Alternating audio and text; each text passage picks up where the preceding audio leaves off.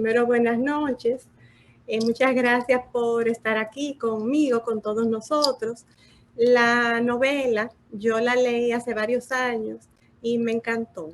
Entonces, en ese momento fue un momento hasta de dolor, diría yo, porque la novela tiene muchos rasgos tristes, dolorosos, pero es muy interesante porque fue escrita por alguien que se fue a China para investigar sobre el tema. O sea, que está escrita con la pasión de una escritora, pero con la objetividad de un historiador. O sea, que la novela, al volverla a leer, la novela tiene esa gran ventaja de que es historia, pero es drama. ¿Qué me pasó a mí particularmente? Cuando la leí la primera vez, me dolió en el alma. Ya la segunda vez traté de no abundar o de no detenerme en detalles tan dolorosos como es el vendaje de los pies y la rotura de los huesos para formar los pies perfectos que querían las chinas de aquella época. Aquí yo les digo que ella publica El abanico de seda en el año 2005 y otras de sus obras son El pabellón de las peonías, Dos chicas en Shanghái, La isla de las mujeres del mar y El círculo de las mujeres de la doctora Tan. Ella también ha escrito en reconocidos periódicos de Estados Unidos. Entonces ya eso se los comenté, lo podemos pasar, del viaje a China de Lisa Lee. Y entonces ella, como les dije ahorita, descubrió el Nushu, el lenguaje de las mujeres, buscando información sobre la tradición del pie vendado. Porque que resulta que un pie pequeño simbolizaba en aquel momento un estatus económico alto y un erotismo apreciado por los hombres. Y esta práctica se prohibió en el año 1912. En resumen, esta obra nos transporta a una China rural donde las mujeres, para poder hablar entre ellas en un mundo masculino, idearon un sistema de escritura conocido como Nushu. Estos mensajes viajaban de una mujer a otra mediante abanicos y sedas bordadas, cartas y cualquier soporte que les permitiese una comunicación secreta entre las mujeres. Flor de Nieve y Lirio Blanco son las protagonistas, viven una profunda amistad, fruto de ser almas gemelas o laotón. Este lenguaje del Nushu las mantendrá unidas hasta que un error de interpretación en uno de los mensajes amenaza con terminar su amistad. Como trasfondo, la señora Lee sí nos muestra la forma de vivir de estas mujeres que eran condenadas a vivir en la soledad de sus casas y a sufrir la dolencia de la técnica de los pies tendados, que fue erradicada con el tiempo. En resumen, la novela está llena de sentimientos, toca el corazón, es difícil de olvidar, al mismo tiempo es desgarrador, emotiva, conmovedor, es una historia humana, está llena de descripciones y detalles, es una joya que brilla con luz propia. Vemos también la belleza de la amistad. Es una obra de gran lirismo, de gran belleza. Utiliza el lenguaje poético, muchos símbolos, como son los vestidos, los peinados, las ofrendas, las fiestas, los ayunos. Nos deja pensando. Por otro lado, describe costumbres históricamente verídicas, nos traslada a esos tiempos y nos hace sentir, llorar, sufrir, caernos, levantarnos, al igual que lo hacen los personajes. Aborda la servidumbre y el aislamiento a los que estaba sometida la mujer china durante la época imperial, que no tenían derechos, solamente obligaciones. Yo noté violencia psicológica entre las mujeres y, como les dije al principio, me dolió el alma al leerla la primera vez. La historia nos traslada a la China del reinado del emperador Dan Guang en el 1823, donde había unas tradiciones muy fuertes en China.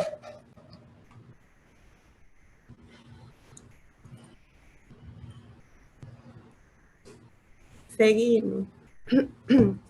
Entonces, las familias de Lirio Blanco y de Flor de Nieve las unen para hacer Laotón o almas gemelas, forjando un vínculo que jamás podrá borrar. La novela está escrita en primera persona.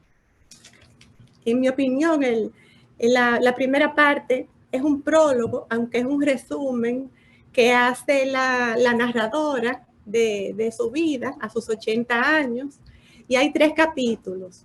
1, años de hija o primera infancia. 2, años de cabello recogido, donde las jóvenes se preparan para ser esposas. Y 3, años de arroz y sal. Las mujeres asumen todas las obligaciones de la vida adulta.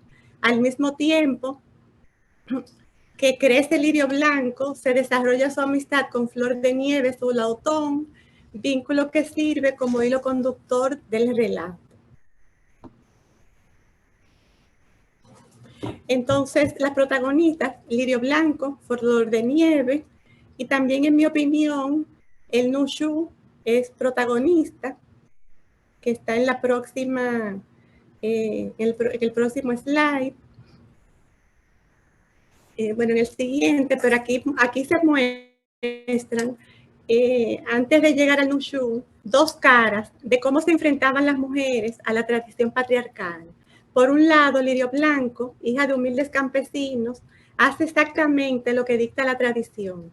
Por otro lado, Flor de Nieve, de mayor estrato social, es más rebelde y siempre piensa en salir de la reclusión, identificándose a menudo con el vuelo de los pájaros. Ambas nacieron en el año del caballo. Y por todos los elementos que coinciden, es que las hacen Laotón o almas gemelas. Entonces aquí ya llegamos al otro protagonista, que es el Nushu. El Nushu es la escritura secreta de las mujeres, les abre la puerta para comunicarse. A través de él se narran las canciones en la habitación de las mujeres, que era un lugar importante en la casa.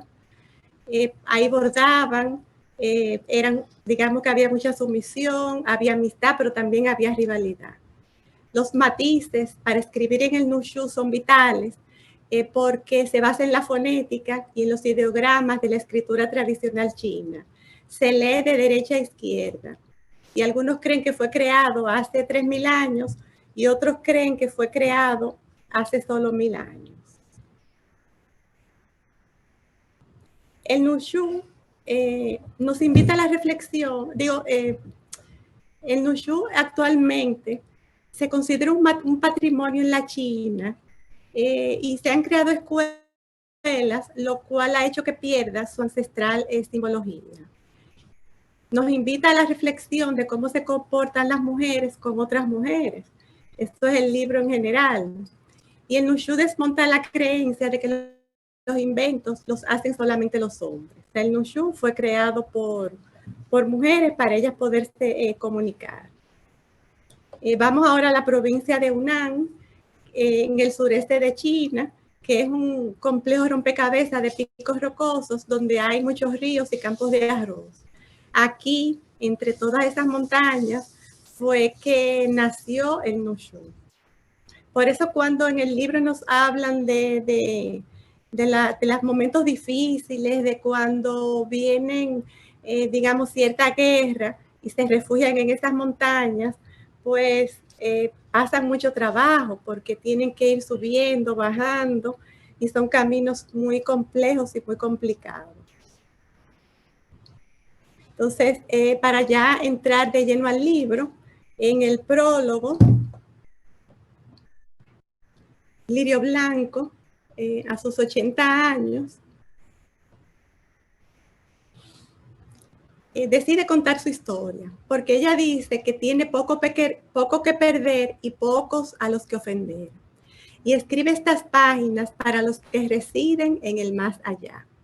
Quiere que sus palabras expliquen sus actos a sus antepasados y a su esposo, pero sobre todo a Flor de Nieve, antes de que se reúna de nuevo con ellos. Ella era siempre obediente. Su meta era tener los pies más pequeños del condado. Al vendarle los pies y romperse los huesos, adquirían una forma hermosa. Aprendió a soportar el sufrimiento físico el dolor de la mente, del alma y del corazón. Los vendajes sí cambiaron la forma de sus pies, pero también cambiaron su carácter. Nos narran con muchísimo detalle ese proceso del vendaje, de la rotura de los huesos, de cómo obligan a las niñas a caminar, a subir, de cómo ellas mismas no saben que quizás el día anterior fue la última vez que pudieron ir al río y mojar sus pies. Y realmente era una práctica cruel, pero cada cultura es distinta, no podemos decir que sea buena ni que sea mala. Además de ser la Lautón de Flor de Nieve, Lirio Blanco estaba decidida a ser una esposa honorable, una nuera digna de elogio y una madre escrupulosa. En su abanico están registradas sus alegrías y sus penas. Y ella recalca mucho que desde niña he sabido que no me correspondía ser amada.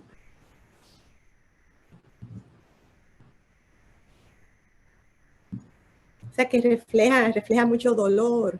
Ella siempre quería que su madre la quisiera, y una vez que le dio un golpe, ella sintió que era la primera vez que su madre le mostraba afecto. Entonces, como yo les dije ahorita, el libro tiene 3 partes. Estos son los años de hija, de primera infancia. Está la primera infancia, está el vendado, el abanico, flor de nieve, amor y aprendizaje. Estas son las subdivisiones de años de hija.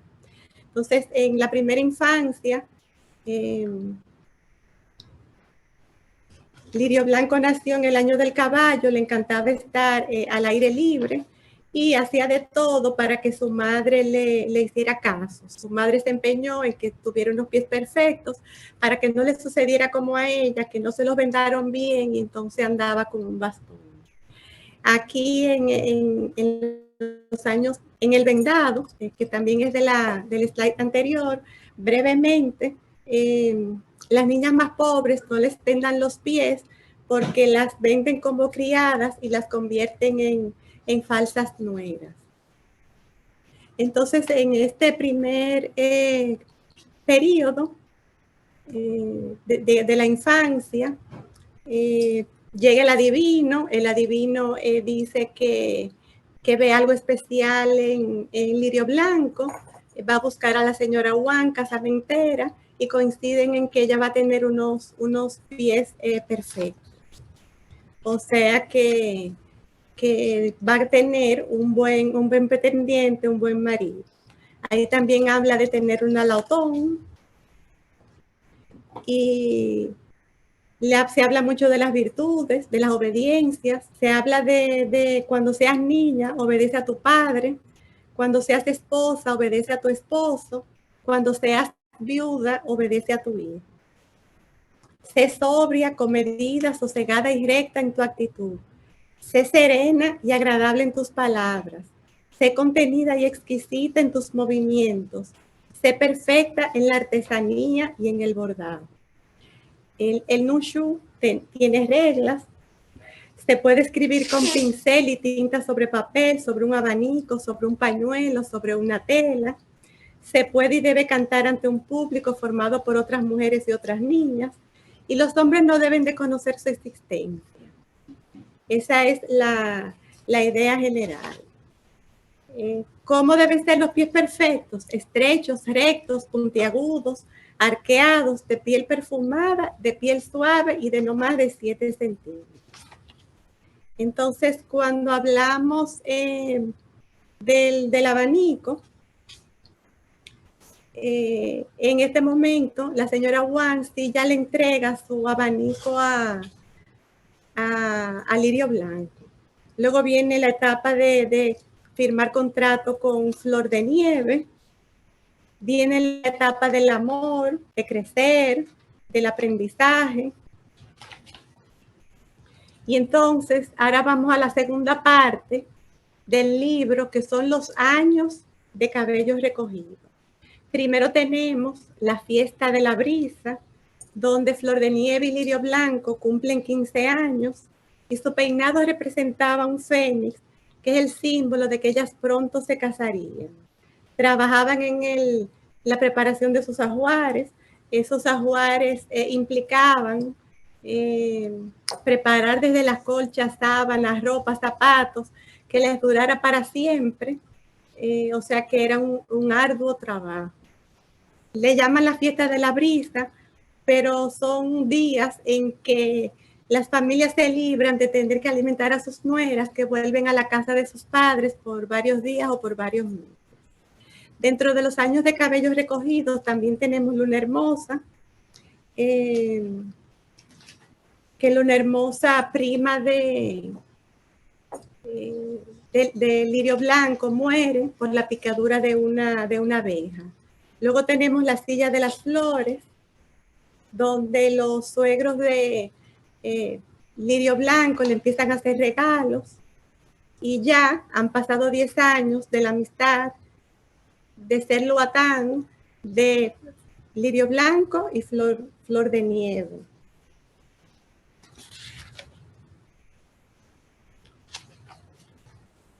Tenemos la parte de la verdad. Siempre Lirio Blanco creyó que Flor de Nieve era una niña de muchas posibilidades económicas, pero resulta, porque ella vivía en un lugar más próspero, era Toncú, más próspero que Puey, donde vivía Lirio Blanco.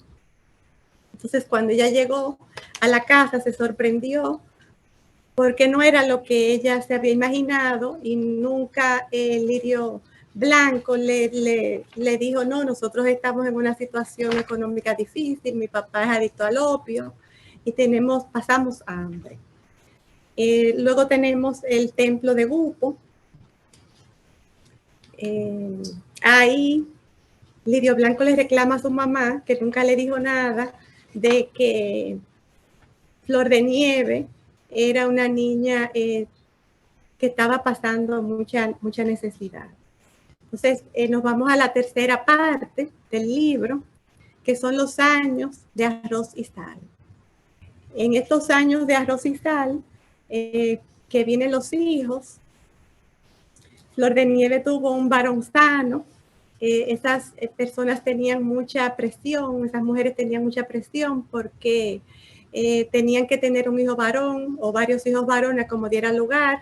La meta era tener 5 hijos para que alguno de ellos sobreviviera, porque muchas, si tenían por ejemplo varias hembras, algunas podían morir por el tema del vendaje, muchas no sobrevivían al vendaje de los pies, y el varón, para ellas la hembra era una boca más que alimentar, pero el varón aseguraba la descendencia.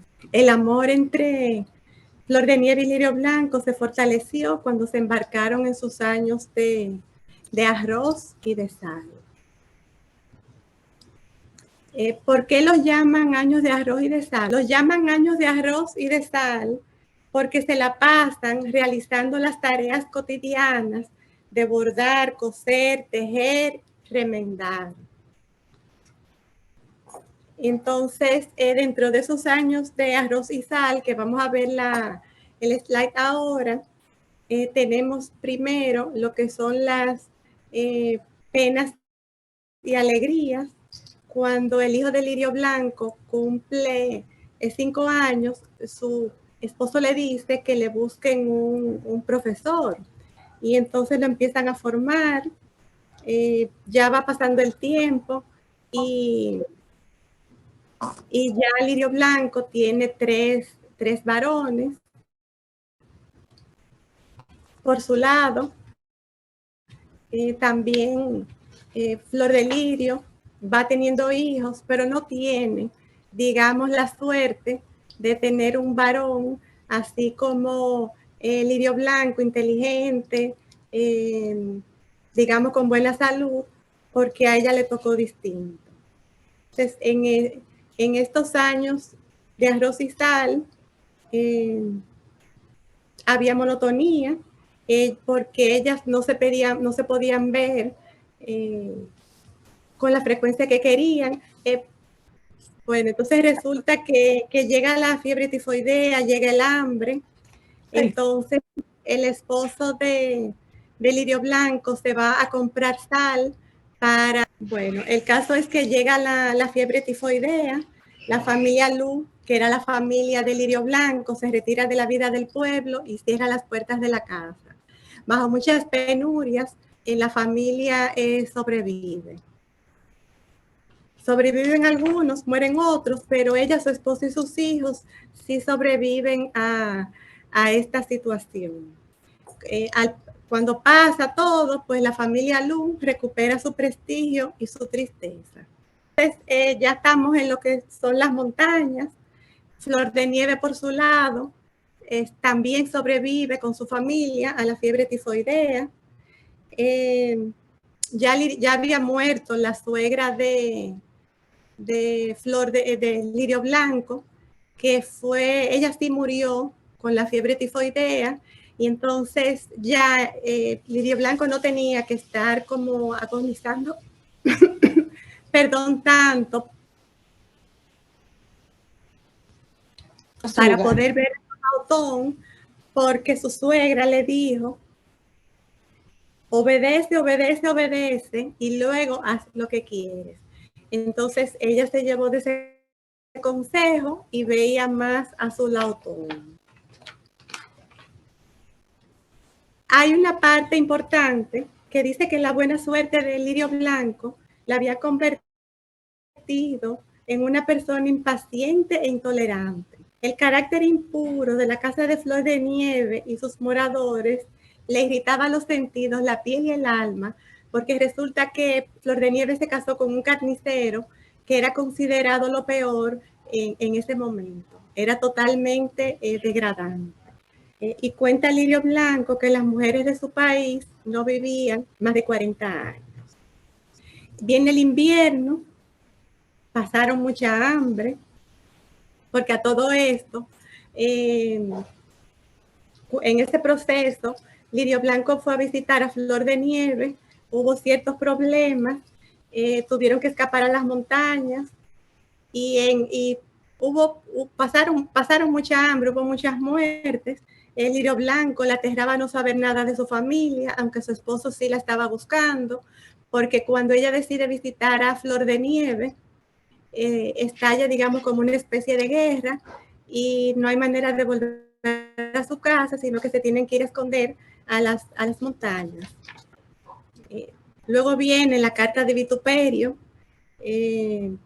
luego de que pasa todo, que viene la calma, las familias del condado empiezan a reconstruir sus vidas. Y los sobrevivientes de la epidemia, de la tifoidea y de la rebelión que hubo, empezaron a hacer su vida nuevamente.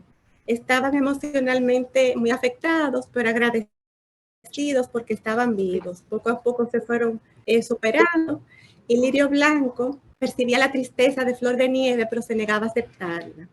Y su esposo le decía: no todos los esposos son como yo, porque el esposo de Flor de Nieve la golpeaba mucho. Y ella muy triste. Y en un momento, Flor de Nieve le manda un paquete a Lirio Blanco con una de las mujeres con las que habían convivido en las montañas, porque en las montañas pasaron 3 meses de penurias y 3 meses de luchar por sobrevivir como fuera. Entonces, en ese mensaje, en ese abanico, Flor de Nieve le decía que ella tenía muchos problemas. No puedo ser lo que tú deseas. Ya no tendrás que oír mis quejas. 3 hermanas de juramento han prometido amarme tal como soy. Escríbeme, no para consolarme como hasta ahora, sino para recordar los felices días de infancia que pasamos juntas. Entonces, hacia las nubes, ya la familia Lu era más respetada, afortunada, habían pasado 8 años, pero Lirio Blanco se alejó de Flor de Nieve.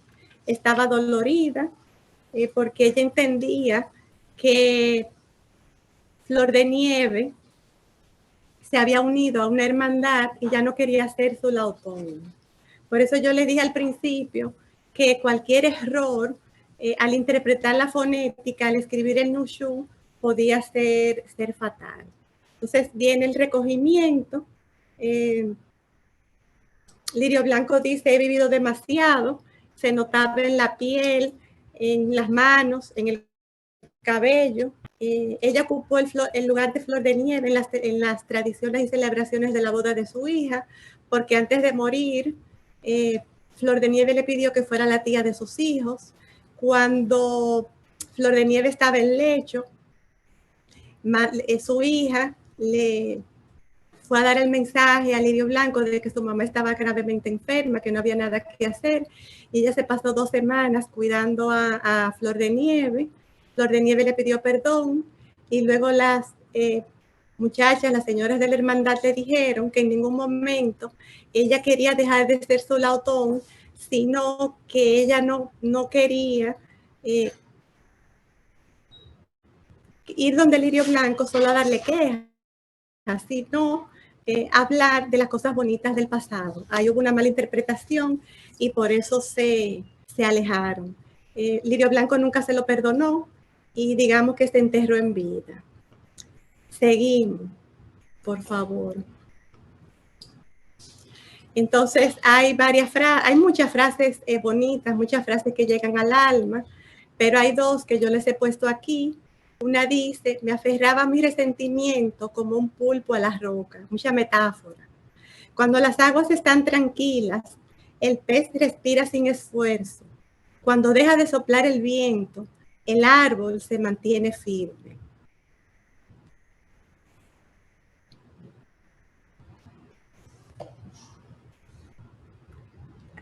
Ahí están representadas como el ave fénix, porque hay unas palabras que yo les traje para el final, que dice, somos 2 aves fénix que surcan en el cielo, somos 2 patos mandarines. Al final, no podemos oponernos a nuestro destino, estamos predestinados.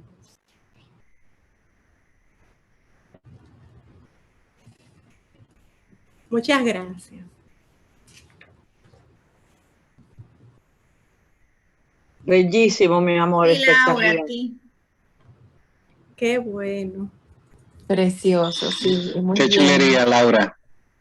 Ese es un libro lindísimo. Aplausos, aplausos, aplausos. Excelente, Laura. Qué bueno. Excelente resumen. Gracias, gracias. Espero que lo hayan disfrutado tanto como yo. Sí, ay, sí. Una cosa que me llamó mucho la atención es cómo ellas mantuvieron la amistad a pesar de que cuando los años de arroz y sal se va pronunciando la desdicha que tenía Flor de Nieve al haberse casado con este señor, que no solo era muy desagradable y era despreciado por su oficio, sino porque además la maltrataba y porque su suegra también la trataba mal, o sea, eran personas que maltrataban a Flor de Nieve. Y como ella, a pesar de todo, pues asumía su dolor y su sufrimiento, algo que Lirio Blanco no podía totalmente entender. Siempre le daba consejos como para que lo superara, para que lo asumiera, porque Lirio Blanco, claro, tenía otra posición y tenía otra situación de vida. Ese pasaje a mí me causó mucha pena, ¿no? Y mucha tristeza, porque se veía que la amistad de ella era como queriendo ayudar a su amiga y no lograba, no podía llegar a entender el dolor y el sufrimiento que ya la pobre estaba asumiendo y pasando. En esa parte a mí me tocó muchísimo, como en la amistad, a veces creo que se refleja incluso para otras personas también en la actualidad o en cualquier momento, que tú no puedes captar totalmente el dolor de la otra persona y la quieres ayudar, pero no encuentras la manera correcta o la manera apropiada de hacerlo. Eso me pareció a mí hermosísimo. Sí, Sí, porque le faltó empatía. Le faltó Le faltó empatía porque empatía. ella lo veía desde su perspectiva y no se ponía en los zapatos de Flor de De Nieve. Flor de Porque Nieve. a que tú quieras no puede cambiar tu situación. Exacto, exacto. Y menos en esa sociedad que no había posibilidades de coger para ningún lado.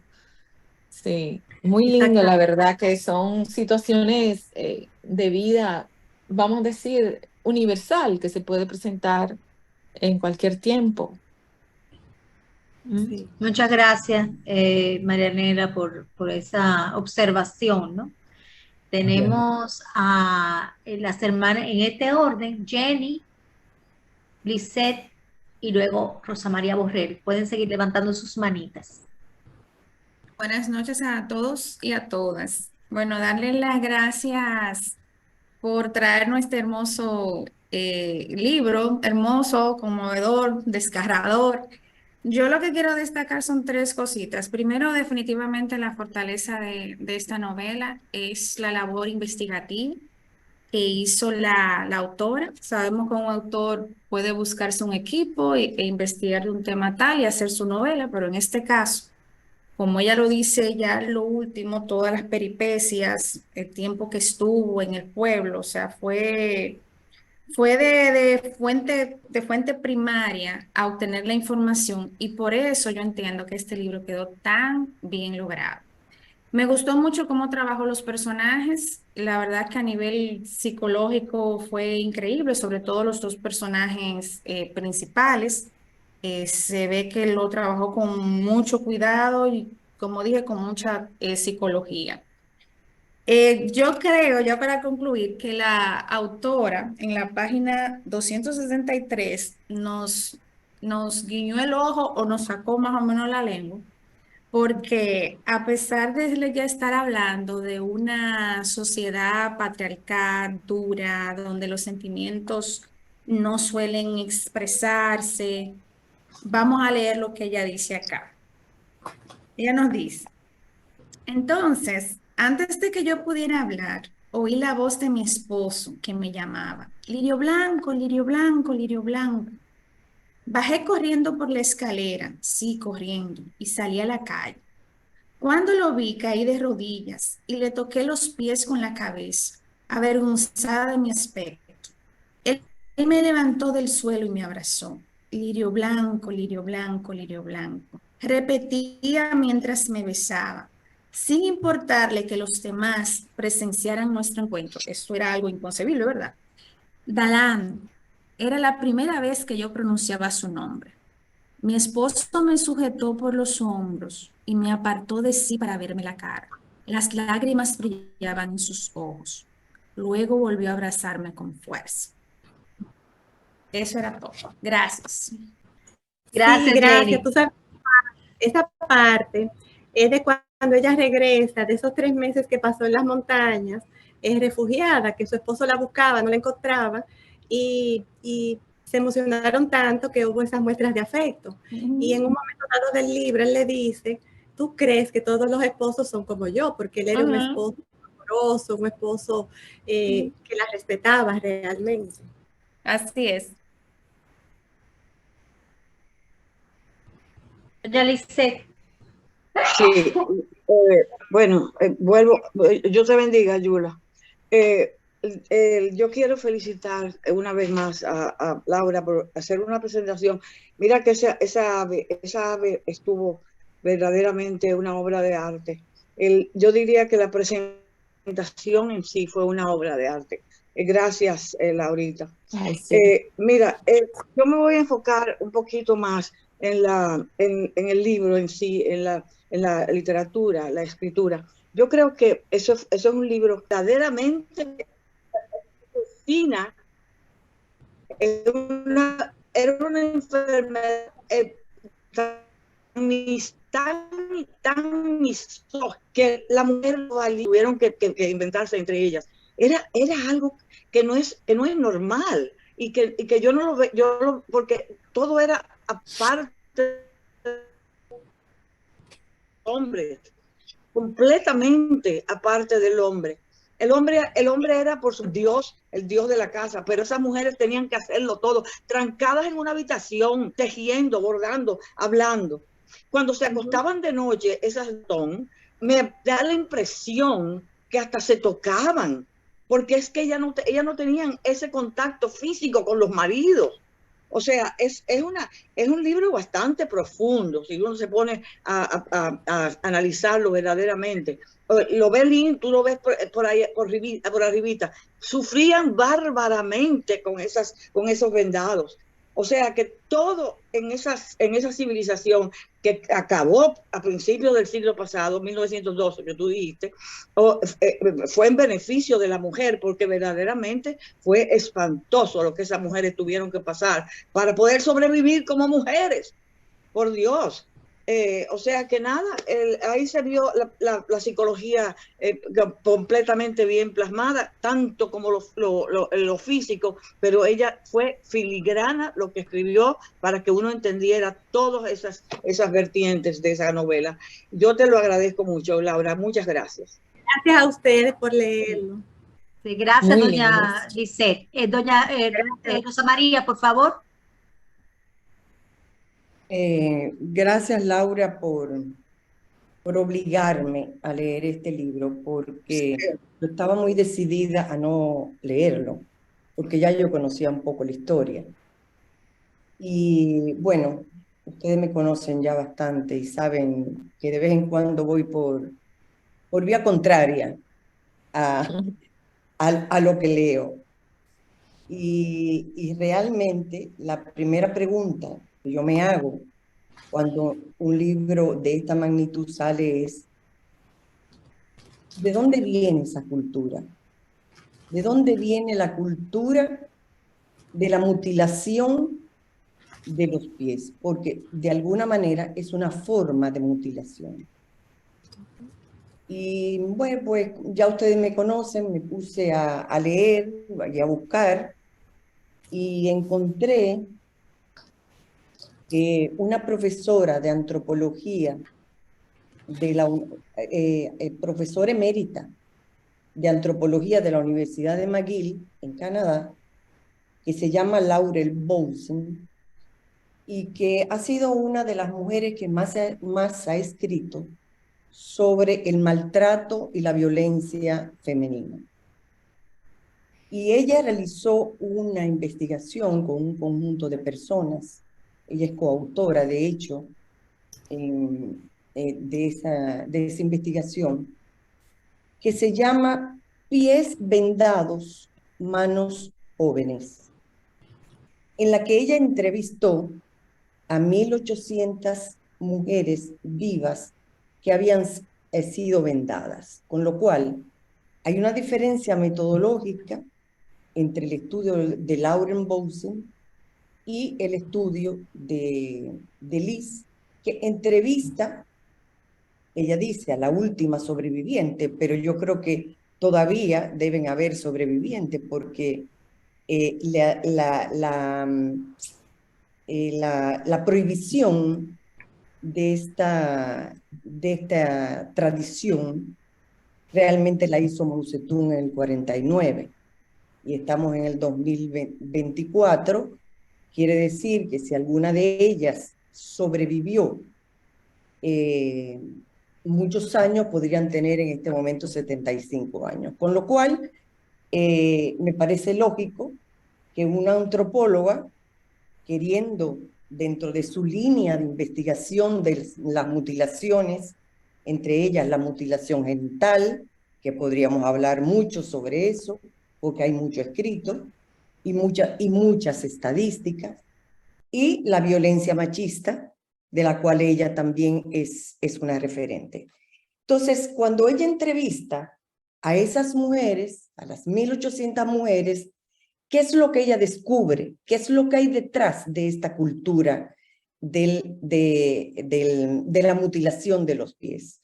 Ella llega a la conclusión, conjuntamente además, con esas mujeres, de que el propósito de eso, creado por las dinastías, no por ellas mismas, porque ¿a quién le gustaría que le rompan la posibilidad del equilibrio de caminar y de correr, porque al fin y al cabo de eso se trataba la mutilación.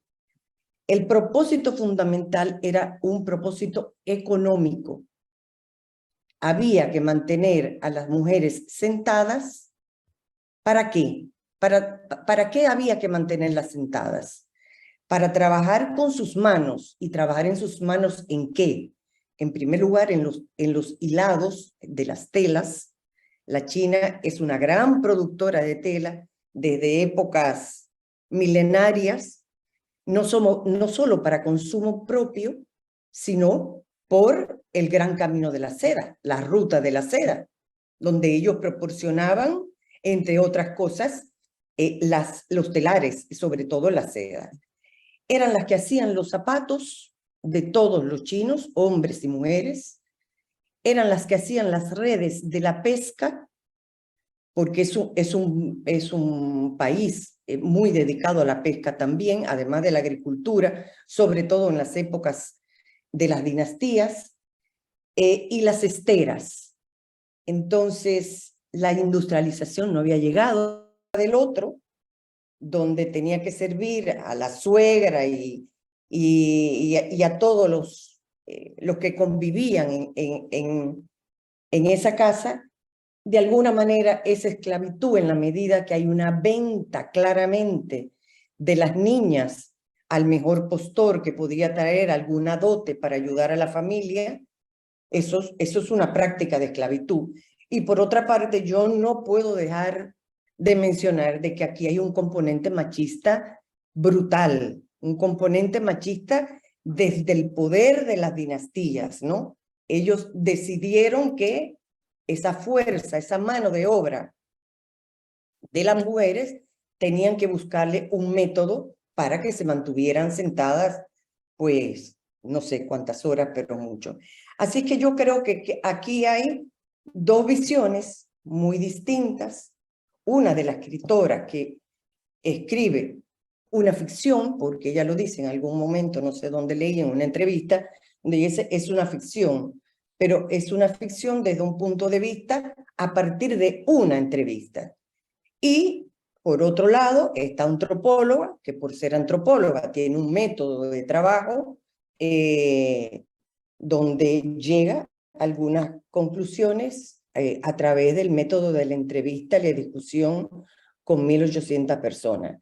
Entonces, la visión de una escritora y de una antropóloga de dónde nace esta cultura y por qué las mujeres la asumieron, porque no tenían de otra, y la fueron practicando. Bueno, un día podríamos hablar de la mutilación genital y se van a asombrar de cómo son las mujeres que practican la ablación y que realmente no se quieren salir de ella, porque eso lo han hecho las abuelas, las tatarabuelas, las demás para atrás, y por tanto yo se la hago a mis hijas y a mis nietas, ¿no? De hecho, los hombres en ciudades como Gambia, Sierra Leona, Senegal, donde más se hacen estas prácticas, cuando se les pregunta, bueno, ¿cómo que permiten eso? Eso hay que eliminarlo. Ellos dicen, eso no es cuestión nuestra, eso es cuestión de las mujeres. Porque ya hay una cultura impuesta por el machismo que se ha calado en las mujeres. Y por eso se ha perpetuado. Bueno, ya no hablo, hablé mucho.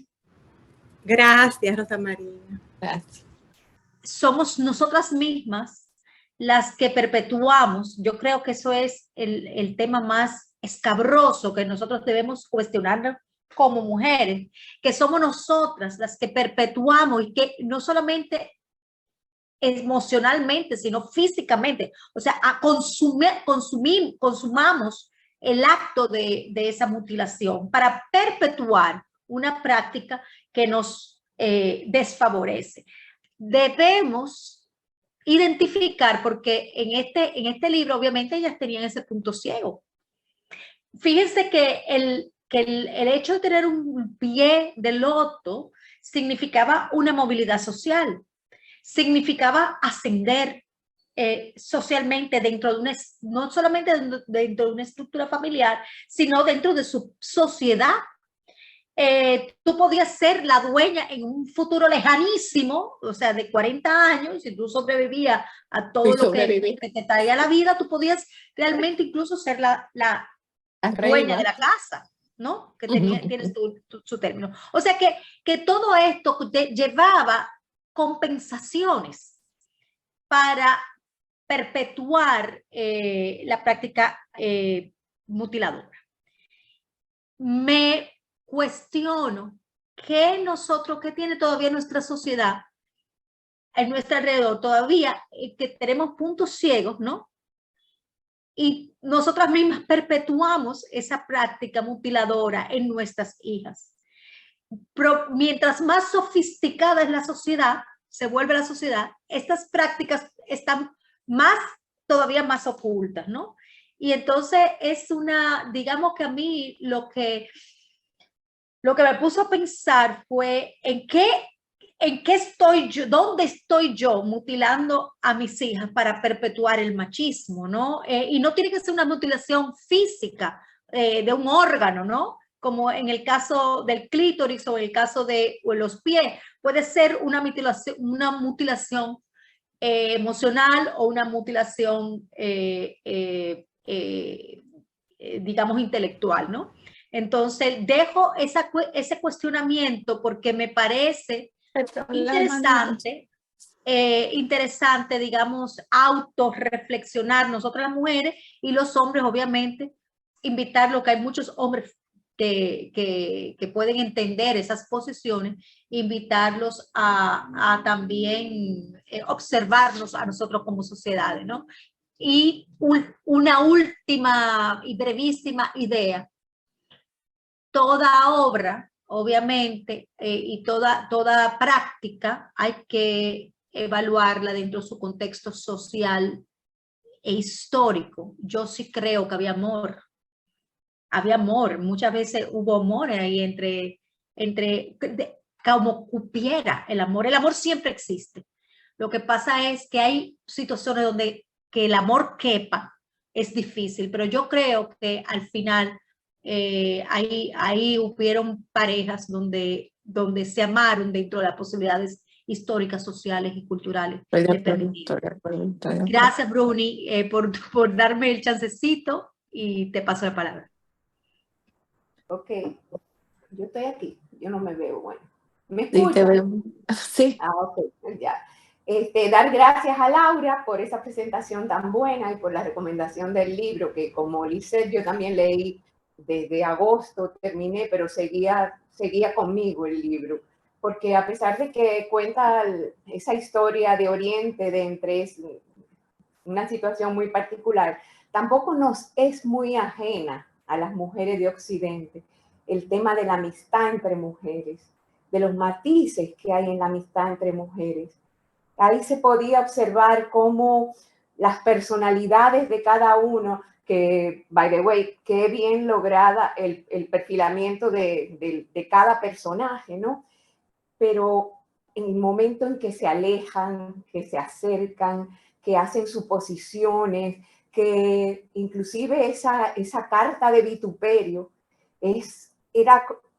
me daba vergüenza ajena mientras uno la estaba leyendo, porque mientras esta Flor de Nieve era puro amor, a pesar de venir de una casta social mayor y de comodidades, había conocido comodidades, así hubiera caído en desgracia, y cómo se entrega a esa otra amiga que sí tuvo que ir pasando por diferentes etapas en su vida hasta conocer lo que es el amor, una orgullosa, la otra desprendida, una dubitativa, la otra generosa, una que no alcanzó a conocer bien a su marido ni a los hombres posiblemente, la otra que se sugiere que conoció las delicias del trato carnal, ¿ok? O sea, a pesar de ser una historia de Oriente. Entonces es un libro que por eso, por lo de los pies también, pienso igual que Yulisa, siempre los cánones de belleza llevamos nosotras las mujeres la peor parte, porque tiene que ser todo tan tremendo. y cómo lo seguimos llevando de tiempo en tiempo, ¿no? Y nada, que me gustó mucho y quería contribuir eso porque me hizo pensar, reflexionar, e inclusive me vi reflejada en algunas situaciones. Pensé en otras personas que conozco que han pasado por cosas similares, no tenían que estar en el siglo pasado o antepasado, mejor dicho, pasado a principio.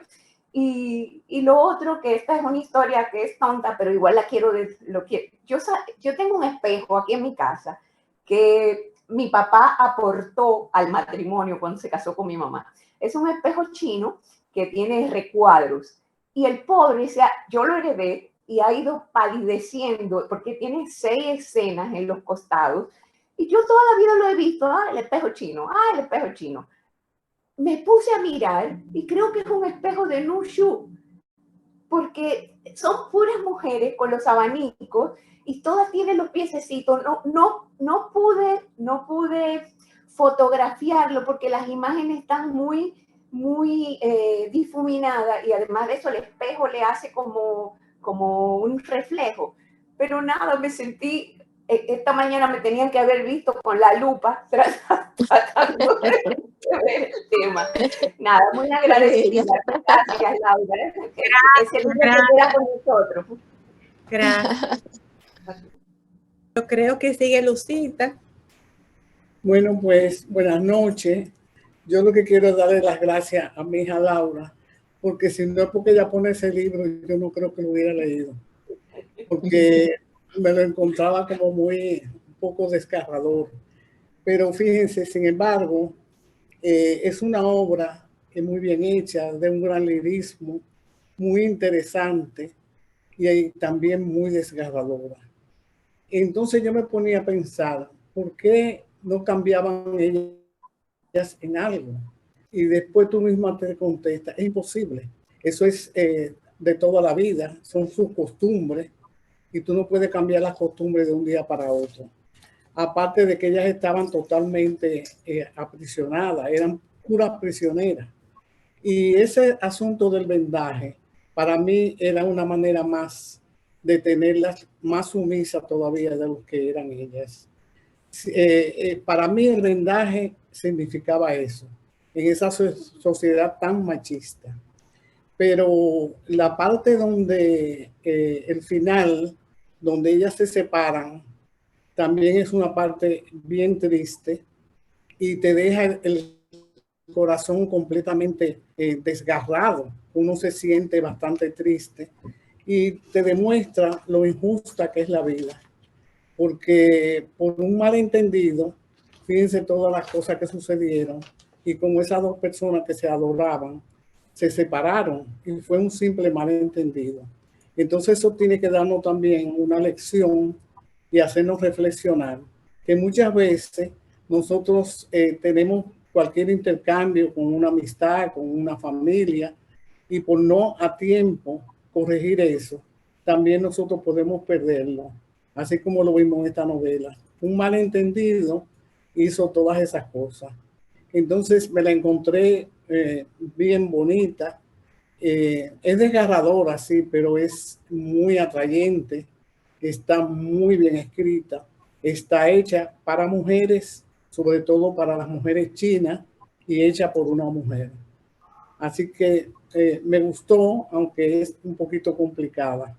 Me dejó el corazón un poquito roto, pero uno la va leyendo como la leyó Laura, dejando esas partes un poquito arriba para que no te afecten tanto. Pero la novela es genial, es la verdad. Gracias. ¿Alguien más quisiera participar? Janet.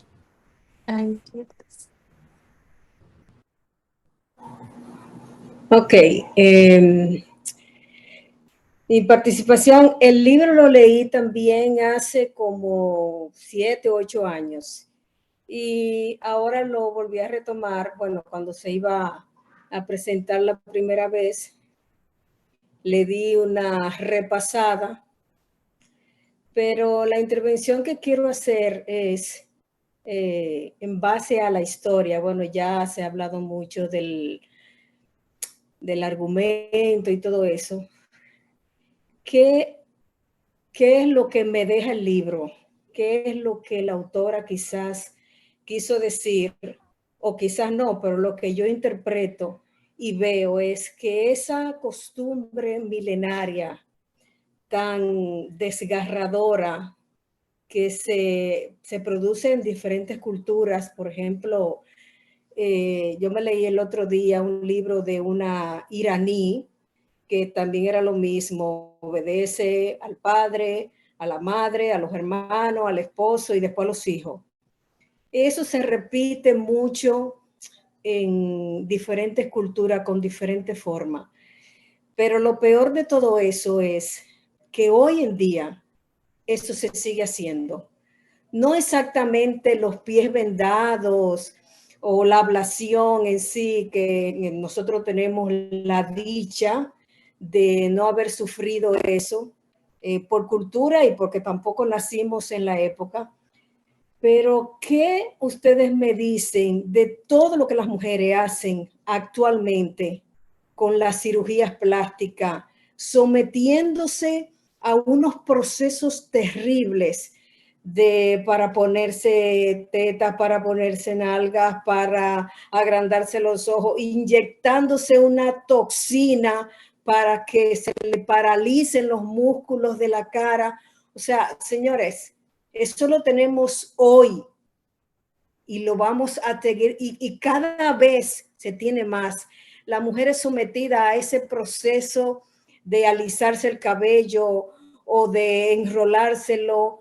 O sea, todas esas cosas que nosotros hacemos son tan bárbaras. Lo que pasa que como estamos acostumbrados y estamos supuestamente en una civilización, pero seguimos haciendo barbaridades porque los hombres no se hacen nada de eso, o no se hacían porque ya también se comenzaron a hacer. Pero las mujeres estamos sometidas a una serie de barbaridades en base o con el objetivo de buscar belleza. O sea, ¿cuándo va a acabar este sacrificio de las mujeres? No creo que vaya a acabar ahora. Muchas gracias. Gracias, Janet. Bueno, particularmente pienso que siempre habrá maneras de esclavitud diferentes, y muchas veces uno mismo es que se impone esa esclavitud. Este ejemplo que tú pusiste de la cirugía es uno que está actualmente. La cirugía ahora mismo son un tipo de esclavitud para el que decide hacerlo, pero en comunidades rurales de muchos países sí hay costumbres diferentes a las que nosotros podamos verdaderamente entender. Bueno, realmente, disculpa, para terminar, o sea, realmente el que decide hacerlo, sí, aparentemente tenemos esa libertad, pero ¿cuál es el objetivo de unas mujeres hacerse todas esas cosas?